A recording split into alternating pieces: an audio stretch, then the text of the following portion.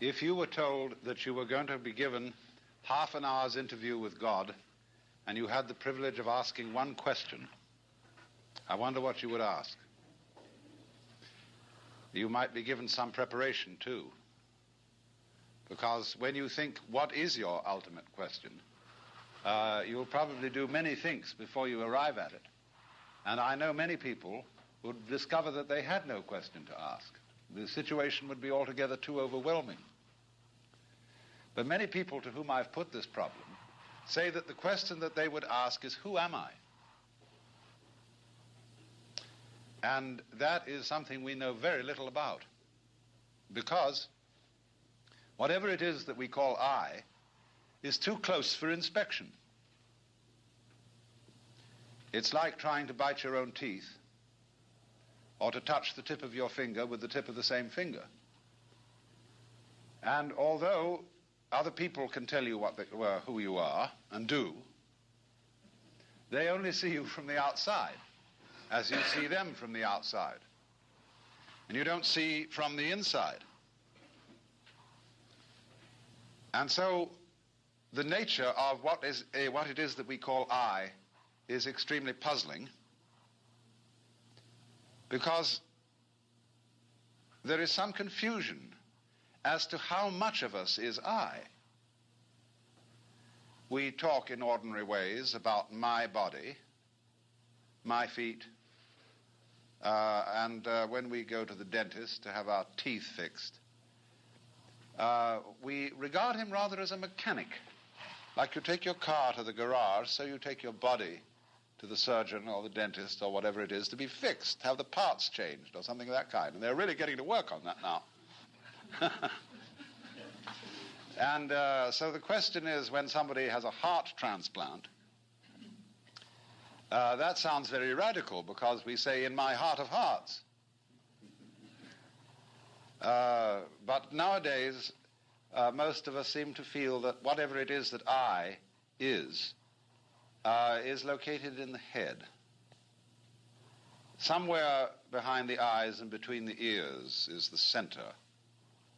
And the rest of us is an appendage, a vehicle, which carries the self around.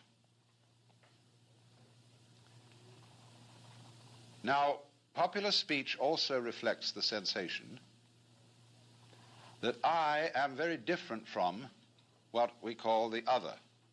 Other people, other things, anything that we can become aware of is sort of other. There is an opposition, apparently, between the knower and the known. And so we talk about facing reality. We talk about coming into this world as if somehow we didn't belong. As if instead of being leaves growing out of a tree, we were a lot of birds that had alighted on bare branches. And it has become common sense for most people living in the 20th century today to adopt the 19th century philosophy of science, which interprets the physical universe outside human bodies as being a mechanical contraption, which is essentially stupid, unfeeling, automatic, composed of mainly geological elements, rocks, gases, and so forth. And therefore we feel rather alone and left out of this thing, in contrast with the ideas of Ptolemaic astronomy. Instead of being at the center of the universe, we are on the outer limits of a minor galaxy, revolving around an unimportant star on a small, minute ball of rock. And therefore, that astronomical way of looking at things is simply overwhelming. It makes us feel not only of no importance, but also very much left out. And as a result, that is the common sense of most people living today. We did, of course, have a religious view of our nature, that we were the children of a loving God who is in charge of this whole operation. But very few people actually believe that anymore. A great many people think they ought to believe in it and would like to believe in it, but they don't. Most ministers that I know don't believe it, but they feel guilty about this because they feel they ought to. But it became implausible. There never was a serious argument against it. It simply became unthinkable in comparison with the dimensions of the universe as we now see it. So having lost a way of looking at the world, an image of the world which gave us some sense of meaning, we now have an image of the world which gives us none at all. And so we feel rather inclined to put up a fight against the whole show. Interestingly enough, when in the 19th century we switched our common sense from supernaturalism to naturalism, one would think that a naturalist would be a person who loved nature, just as a materialist ought to be a person who loves material, but certainly isn't. With what is called the philosophy of scientific naturalism, naturalism is used in a negative way. It has nothing to do with being natural. It has something to do with being not supernatural, merely natural. And all sorts of phrases were coined in that epoch, which I would call put-down phrases. Freud spoke of the basic psychic energy as libido, which means blind lust. People like Ernst Haeckel spoke of the universe as being a manifestation of blind energy. Think of that put-down word, blind. And therefore we also speak of unconscious mental mechanisms. And the very word unconscious, as being the deeper aspect of our psyche, is a negative word and a put-down word. So as to say, what you are functioning as a rational ego with values and with a capacity to love is simply the epiphenomenon of a purely mechanical process. Too bad. So as a result of this so-called naturalism, we began to put up the most whopping fight against nature that was ever engaged in. And that fight is an expression of our fury and of our feeling of being left out. So that the technological experiment, which became possible as a result of the mechanical sciences, has largely been conducted in a spirit of rage. And the results are evident all around us. Here in Palm Springs, you are gradually getting all the smog from Los Angeles. This great cloud of poisonous gas put up by a city which is exemplary in this whole civilized world for fouling its own nest. Perhaps only Calcutta could be a bit worse, some such terrible slum. But we have done it by technology, by ruthless beating about of nature without consideration for what the scientist would call our ecology. Ecology is that aspect of science which deals with the relationship between organisms and their environments. Ecology is the study of the balance of nature, of the way in which every living being depends upon innumerable other living beings of all species, and also upon inanimate forces, air, water, temperature, gases, vegetation, and all sorts of things. And this is one of the most important sciences that we can possibly study today, because we are in a position where we realize that we cannot help interfering with the world. To be alive is to interfere. You must interfere. You cannot go back and say, hands off nature, let's leave it all alone, because you're stuck with it, especially once you've started to interfere in a major way. We have so altered our environment that there is no hope for it but to go ahead. But we can, to some extent, change direction. But the only way that I can see of our effectively changing direction is through a transformation of the feeling that we have of our own existence and of what we mean by I. The reason for this is simply that all kinds of intelligent and even powerful people, like, say, Lawrence Rockefeller, who are interested in ecology and in conservation of our natural resources, they can scream their heads off, but nobody pays any attention. There is as yet, no really serious program at the government level to do anything radical about the pollution.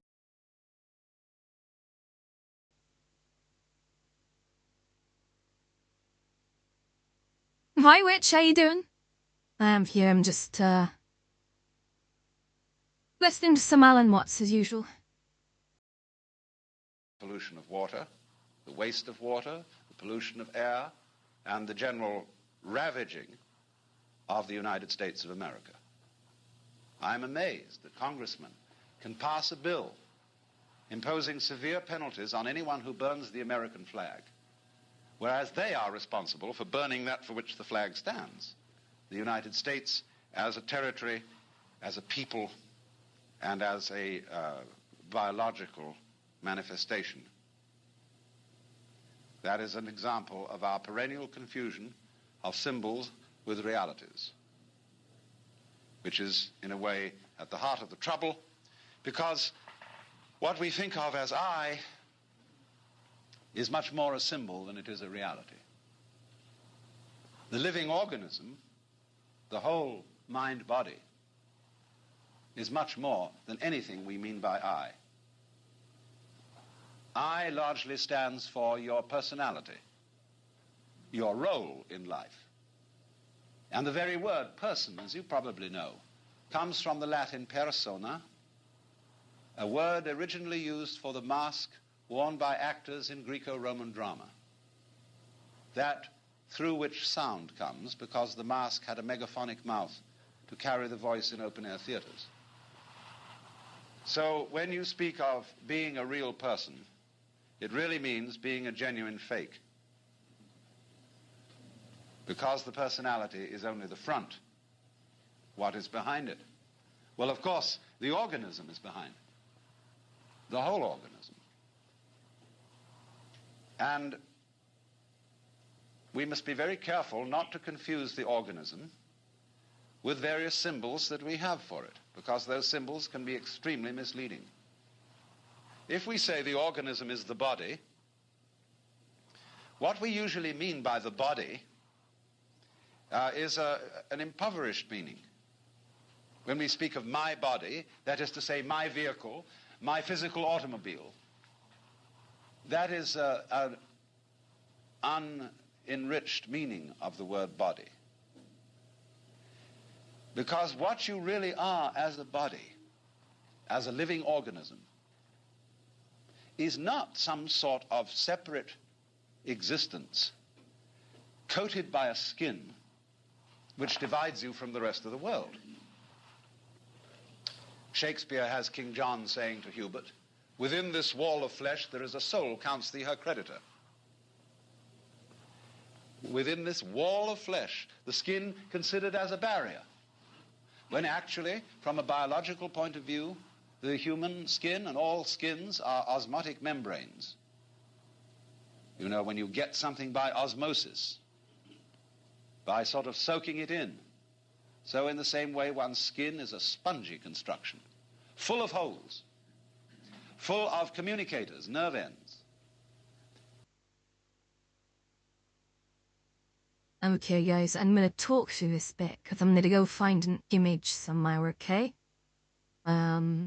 So I'm just gonna kill this screen a sec, so bear with. I'm not really switched on right now. Well, first of all, Blender's gonna disappear, okay? And then I'm gonna say in materials, we're gonna add a new material. I'm gonna add a base color. I really don't know what I'm reaching for here. So I'm gonna click open here. And then just find an image. The one I'm hoping for the best. So how is this gonna go, guys? Maybe just move this feet go here. And let's get... Oh, I'm going through beach picture in the sec. How about... Maybe can't say about this. Maybe... Wait there, let me just, you know... Oh, that's funny. So I've found some really ridiculous swims. Cool. Okay, so if I copy you as a path, let's see the messages. I haven't. No, I'll have a look now. Give me just a sec. Me. Trying to see if that works. Does this work? Hello. Does this spot work? Oh, come. So I'm having a moment. Apparently, that not a thing that I can. Oof. Bear with me. This is going to be tough. So today, let's go in the for that one. That's.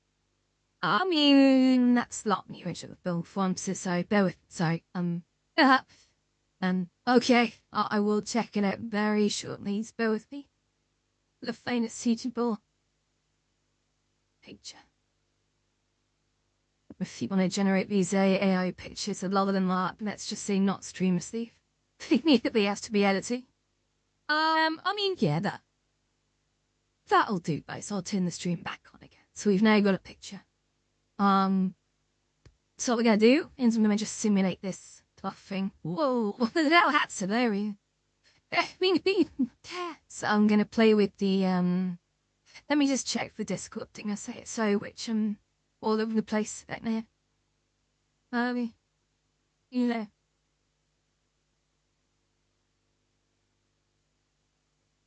Twin. Bear with me. Right. The Lemon Slice live having a video call with the Transformer model.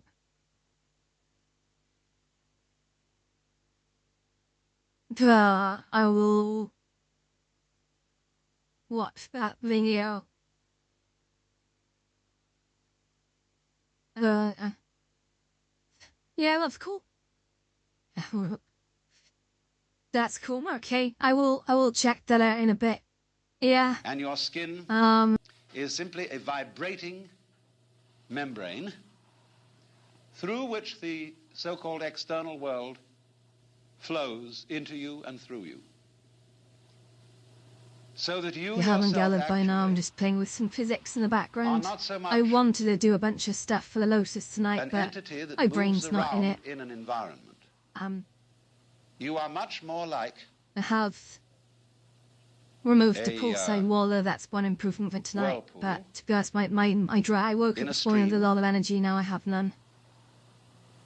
And as you know, the whirlpool is constant only in its doing. That is to say, in its whirling. And you could recognize individual whirligigs in a stream. But the water is flowing through them all the time. They are never the same for a second. And so it is also with us. Or imagine it in another way.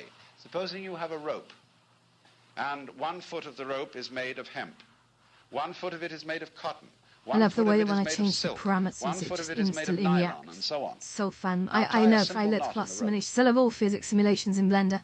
Now move so much fun to just play with. Could do it all day. And 1 minute it will be hemp, the next cotton, next silk, next nylon, and so on. Same knot. It will be recognizable as a continuing knot, as that knot, the knot in that rope. But the constitution of it will change as it moves. And so our constitution is changing constantly. And the idea behind this is you simulate physics on a model, then you can freeze frame it at any point so you get the bends to your liking. If I did more, obviously, like for example, that's not what I want to go for, but let's just say if the bending allowed for more. if it's sort of say, hey, that's quite a nice sort of curtain effect or whatever, you can basically go into the modifiers, and then you can either control A or you can apply it. And when you apply it, it removes the cloth simulation and just apply the at-bat state. So then you can import that into Horizon Worlds in its given form, which is quite nice. And yeah, so I'll just take that back a sec, so we'll just leave that run. So you leave it simulate for up to 250 frames, which gives you a good gives you a good idea of what the actual sim's gonna look like. And you could, when you're playing around with a simple model in a new project, you can just really go to town with it. So for example, if I set the vertex mass of each vertex, that is point in the shape, watch what happens there. Watch. Whoa, you're stretchy. Boing. So much fun. The bending model is what you can change from either to linear, depending what you want to do. Quite cool. Yeah, separate to linear, I was getting more appealing results with that, but I don't want to set the vertex mass to be 34. I think 4 was quite healthy. Then I got changing it randomly. If there's that, so much fun. Okay, so that's cool. So if we this is the dampening, so we can sort of make it get a bit freer with the bending. Damping just kind of cool it off. If you have damping set too low, look, you get this kind of crap going on the side where the cloth just folds in on itself. But if you sort of set that to 1, that'll help mitigate that. And again, if you were too high with it, like, oh, actually, that's kind of sexy. That works. Okay. So shearing, I wonder, set that to 0, what happens? Whoa, that's cool. Yeah. Fresh is a fun one, so if any of you watched the tutorial I did on making cushions and throws, we did cover pressure on that wood, so. Now, speaking of tutorials, I wanted to do a tutorial on how I do some of the videos, or rather slideshows in Horizon Worlds by using videos as sources. I'll come back and I'll endeavour to do that this weekend, of course. But let's turn pressure on. So there's a little tick box here. And then we can just turn the pressure right up and watch what happens. Whoa! So pressure basically will drive it insane. If I set that to like 2 and we start sim again. So pressure makes the object sort of pressure rise itself. Not really suitable for doing on a 2D object, I gotta be honest, but if you do it on a 3D object, it'll cause it to squish. So if anyone's interested, I have covered this on the making squishy cushions on my YouTube channel, so go check that out. And you'll see. So I'll turn that pressure down a bit to 0. Actually, I'm turn it off entirely. I wonder. Just shape stiffness. So I'm going to set the stiffness to like 0 and see what happens. And just, because I'm just playing, I was going to try and make nice little tents to go over the outdoor seating areas in the White Lotus. But it'll probably come. I just need to get my head in the frame. Yeah.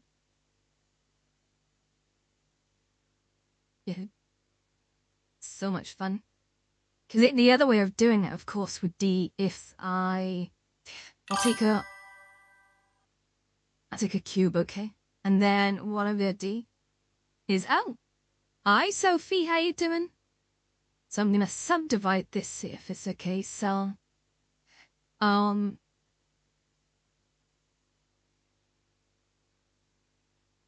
okay, and that subdivision is then, you can't see it really, but it's, especially if I just go to direct edit mode here, you can see it subdividing it this way. So my mission is, how's Sophie today if I haven't already asked? You good? Yeah. Really good. Really distracted though. Sorry, my brain is a very odd place. So what I'm going to do is I'm going to grab that middle vertex and I'm just going to move them up to about here. Okay. I think that's gonna possibly kind of, you can see like these have sort of form apart here, so I actually need to draw some points. So I'm gonna, I need some risky, guys. Ready? I'm gonna remove the faces and try and dissolve faces. Oh no, that's not quite what I was after. I want to remove face. So only faces. Okay, let me go. So 1, 2, 3, 4. Let's try delete. Only faces. That's good. So that's now left. Although I'm now looking at this and thinking, is that actually what I wanted to do? I don't think it is. Audio controller at midnight. Very exciting. Are you going for any sort of hand grips as well? So we've got rubber hand grips on 2 of my controllers, and they're really good. With every penny of like 20 quid extra. I'm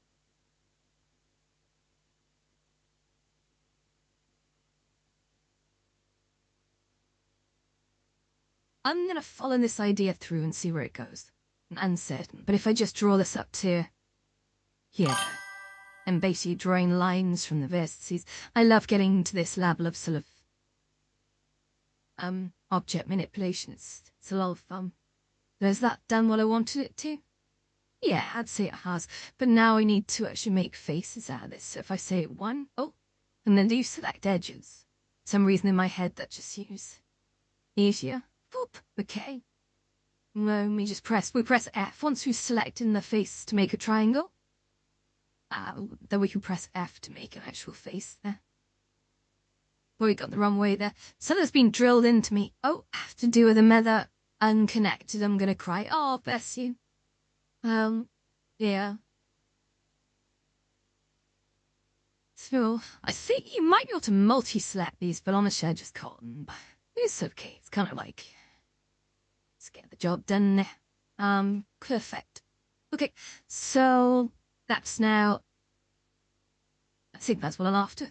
So what I'm going to do now is I'm going to come out of this specific edit mode. I'm going to jump up to here. I'm going to grab this bad boy up here. Now I need to make some changes, don't I? So I need to level this here. I need to rotate this just so it's not going to be perfect at this point, but oh, actually, I'm sorry. I can do this, can I? Oh, we got rotations. This is the lens menu off the side. Oop, there we go. And if I now rotate, oh no, that's rotating fine. So if I now scale that upwards, I am taking a bit of a guess as to how far I need to go here. And then what I'm going to do is I need to edit the vertex groups, okay? So I'm going to remove physics affected. I didn't need that. And then what I'm going to do is I'm going to go in here. I'm going to edit this, okay? I'm going to select all, and I'm going to say, remove the selected vertices from this group. And then what I'm going to do is I'm going to set the very middle vertex with a make sure in vertex mode, not edges, okay? I keep that there and thereabouts, and so it doesn't matter if it's down in center, and assign that. So that, if you remember, is my upper edge. I'm going to rename it to pin root because we basically instructed the physics simulator to pin different vertices, okay? Very important.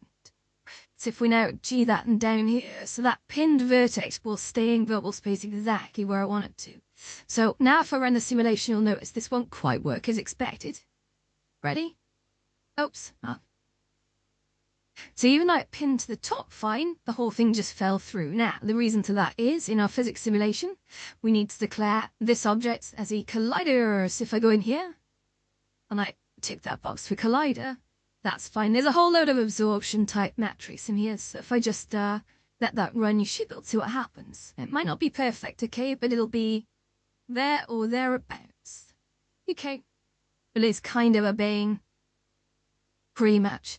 So if I take that at its finest extent, about here, if it, you can see I've basically wrapped cloth around this object, and if I get rid of this cube, you can kind of see there you got a nice little box shape just inside here, okay? Which is nice. And again, we can do all sorts of things with this, right? So if I now, I'm not going to apply that at that point, but if I add another box, and if it's a cube, okay? And then I'm going to scale that this way. Scale that on the x-axis inwards, okay? And then I'm going to And again, this is a sort of a demo that you can make a sort of a template shape and then drape a cloth across it, and it'll just conform to it, providing they're set to colliders. But that's not the object here. What I do want to do though is I want to try, if I can, see if I can set this as a boolean. So I'm going to say to this, hey you, after you've done the cloth simulation, I want you to use a boolean cat, and it's going to be a difference. Yes, it's going to be on an object, and yes, it's going to be on this object. So if I now hide this cube, what happens? Oh shit. Oh, that's weird. So by unioning it, I've now got a cut through, which is kind of cute, right? So I bring back that plane. Remember, modifiers are non-destructive in Blender, so you don't actually change the shape until you start applying things. That's very important because it gives you wiggle room to go from, you know that we had, if I just hide this again, I'm sorry, you can see I've got the cutout going through there, which is lovely. But if I just show this again, you'll select with some of them, so you grab it, moving on the y-axis inwards, and then watch what happens if I hide it. So the boolean has just updated itself. So now we get this lovely cutout here. It's really ideal if you're making a tent over, for example, seating areas. So watch this space. We may see that pretty soon. And what time is it? It's 6 o'clock. Oh, do you know what? They've actually got Jenny cooking tonight, guys. I'm very excited about this. So, even though, like, I know Jenny's worked in the food industry for like 2 years, she is a cook. She's also an incredible cook. But ever since she's been living here, I've insisted on doing all the cooking myself. But for tonight, this is a major relationship goal step now. I've actually got her cooking. That was so good at cooking. I asked the cook and she said yes. So I'm really unconventional. I've always done all the cooking in this house just because I like cooking my own stuff. It's nothing more than that. It's nothing about tender rolls. It's just I just like cooking. Get used to it. I haven't. Yeah. Yeah. So let's get rid of this a second. What I want to do is bring this cube back in, okay? And I kind of want to clone that cube. So this is the frame. Go, so Shift D duplicates. I'm going to drop that. So I'm going to create a new collection. Now this is something I don't see people using enough. Is using collections to organize things in these scenes. So if I say new collection, and I can say like, let's say molds. Let's just call it molds. That's a good name, isn't it? It just lets me know what it is if I ever get confused. So I can move that down there and just hide those molds. And again, I can turn on the molds collectively. Let me still update those. Yeah. And yeah. Oh, you should cook. Wait, seriously, I know. Do you still do lots of takeaways? Or do you actually cook? Oh, come on. Cooking, right? Cooking is like, I'm trying to gear this towards you. It's like DevOps. And like, honestly, I believe there was a DevOps system called Chef, which I think revolved around the principles that you gave it a bunch of ingredients, and then you gave it a bunch of instructions, right? So there's your ingredients in your recipe, and then it sort of handled the rest from there. In fact, wasn't that the premise of Jenkins? Wasn't the logo for Jenkins a chef? Hang on a sec. Jenkins build. I've never really used Jenkins. Oh, is it called Pipeline now? Oh, crap. Jenkins. That's a little low. Is he like a funny little dude? Yeah, he's a little dude with a little wiggly moustache, and he's like a waiter. Build, deploy, test, release. Amazing. Build. So chef, build, continuous delivery pipeline automation tools, progress chef. Oh, progress bot chef. That's interesting. So Jenkins is a butler, I think. I'm not sure. Like Jeeves. But then I don't know if you ever watched Jeeves and Wooster. But I tell you what, Jeeves, he could cook. He could cook. Now on to Sim. Oh, Sim. Oh.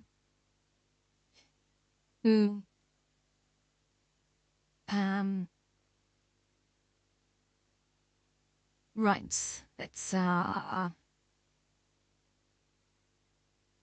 Okay, hello everyone on Twitch and YouTube. By the way, if you guys are not sort of like following me or subscribed or whatever, just hitting the button. It costs you nothing. It helps me out a lot. Thank you. Obviously, if you enjoy it. If you don't, then well, see you later. I'll sit there for you kids. Doing my best here. So if I was doing, so I got the molds. I've got the secondary cube here. So if I just hide the molds now. You see they've gone. So my secondary cube, I want to try and turn that into a frame. Remember, I did something quite special with this. So if I can apply a modifier, this is not a, so I'm going to take off the collider because this one's not a collider. But this needs to go. Oh, I'm having a funny moment. Oh, I see settings and look as it's so if I turn off collision, there we go. And if I go back to modifiers, perfect. And then if I go generate and now solidify was a good one. I think. See, was it wireframe? There's one which solidify. If I show you what it looks like from inside, you can kind of see there like solidify hollows out objects, which is great if that's what you want. It's just not entirely what I want right here. So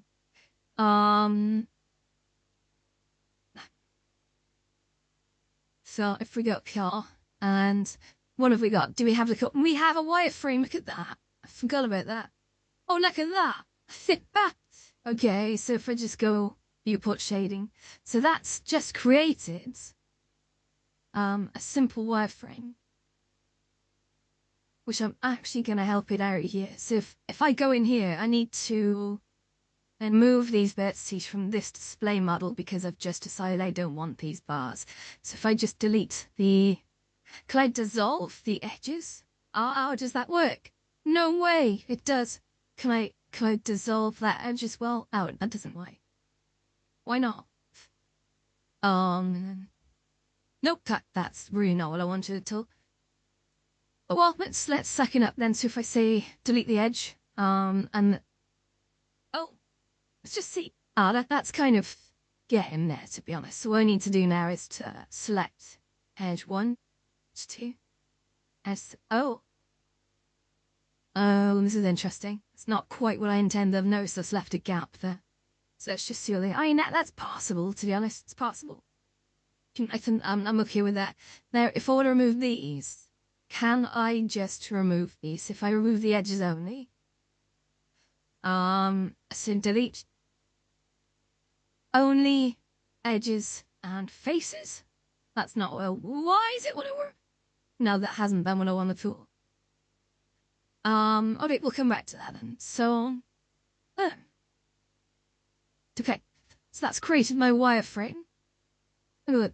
So if I now come out of this edit mode, you can actually see I've now got a fancy tent with a wireframe inside, and there again, the wireframe I may want to make that a bit more of a chunky boy. So let's see thickness. Yeah, make it thick. Okay, okay, that was cute. So gone. We reached that time on a Friday, and I haven't even had a drink yet. Crazy. Though what's quite nice about doing things in this fashion is if you did need a wireframe, okay? You can have a look at the topology of the wireframe. It's actually quite neat. But well then, but the advantage of leaving it with a non-restricted modifier like this is that if I need to, for example, drag the bottom bit up, oops, shit, G upwards just to here, you can actually see it shown the wireframe just by moving a simple surface. Now this bit I'm not super happy with. It has generated twice as many vertices for less. So if I gave a crap, I would come back and sort that out, but I don't. Read him. So we'll leave that fly somewhere. Yeah, and it's just bring it down to here. And then what we'll do, I guess this will take this back to frame 0. And I'm actually gonna make him a bit smaller, king, and then we just go one that's him again. Oops. I mean, it's cute. Kinda works. I think some redimensioning would probably be better. Scale it and... Wait, well, that's nuts. That's fun. Okay, so I go back into this mode again, you can actually see it, so this would need to be raised or lowered. I think the bulking up of the wireframes made get poked through, so if we just lower it down like so, hopefully no one will notice. Yeah. Voila. Yeah. Right.